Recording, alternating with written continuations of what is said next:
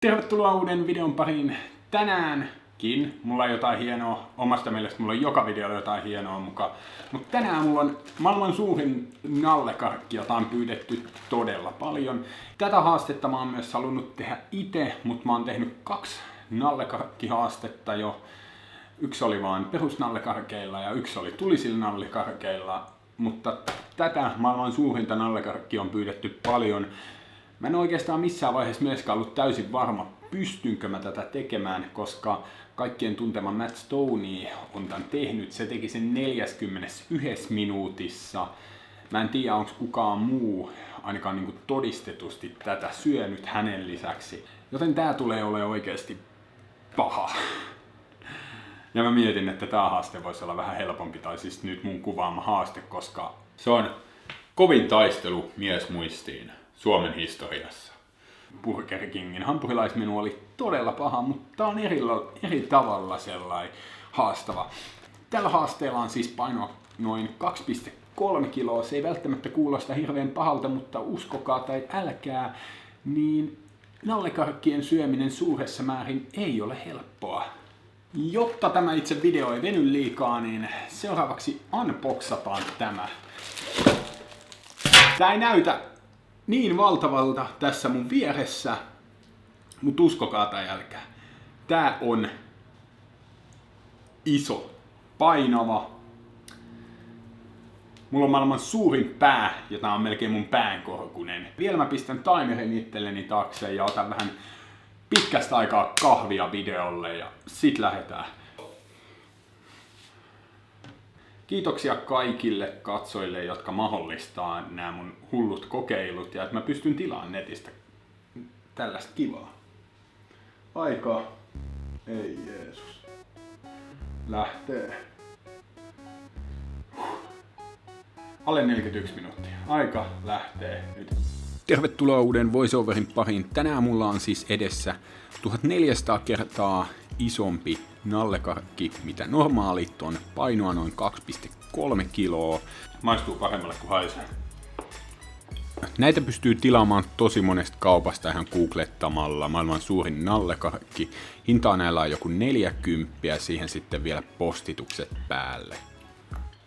Pitää sanoa, että mä olin hyvin epävarma siitä, että tuunko mä tässä haasteessa onnistumaan, sillä Stoneylla tosiaan kesti 41 minuuttia, mutta mulla oli aika selkeä ajatus siitä, että miten mä haluan tämän haasteen toteuttaa. Kuten te tässä näette, niin mä en hirveästi juo mitään nesteitä, mulla on tossa kahvia, vettä ja sit mulla oli itse asiassa vielä maitoa ja mehua tohon varalle, makuväsymystä varten. Tämän lisäksi mä nielen suhteellisen suuria paloja, mikä ei ole tietenkään suositeltavaa, mutta tässä haasteessa se säästi tosi paljon leukoja ja nopeutti tätä mun haastetta. Koska kuten olen usean otteeseen sanonut, niin nopeus merkkaa todella paljon makeissa haasteissa, sillä 10-15 minuutin jälkeen sun aivot vaan sanoo, että ei enää yhtään tätä roskaa mahalaukkuun. Vaikka sulla olisi mahalaukussa hyvin tilaa, niin sä et vaan yksinkertaisesti pysty syömään.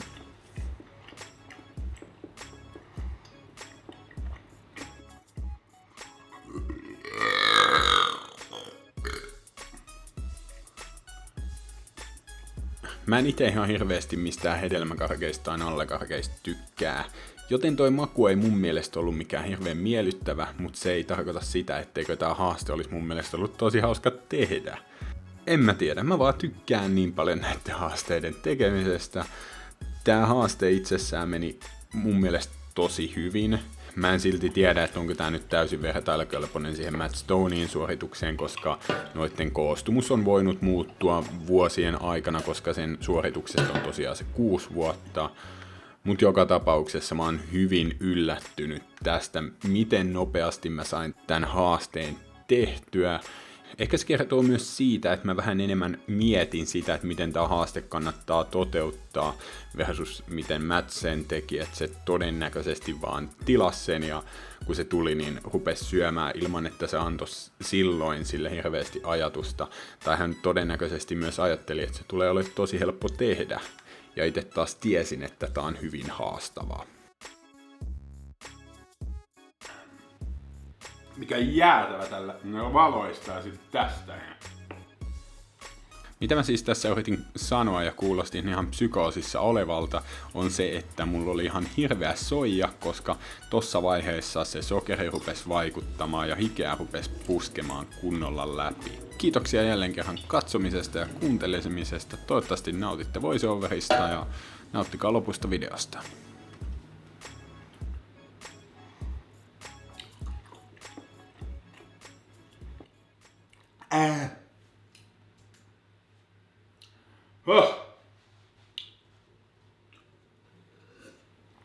Hetki pyyhin hikeä. Mulla on täällä tällainen hieno.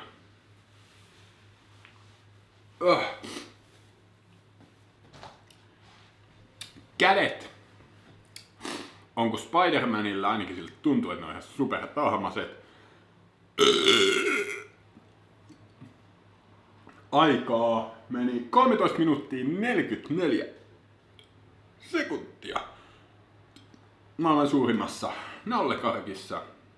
Hyvin yllättynyt on kyllä tosta ajasta.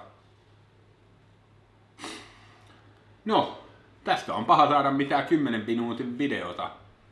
Sanotaanko nyt silleen, että oli ihan hirveän makusta toi nallekarkki. No ei mulla oikein siihen ole lisättävää. Ei kyllä ollut mitenkään niinku superhyvää toi. Mutta ei siinä.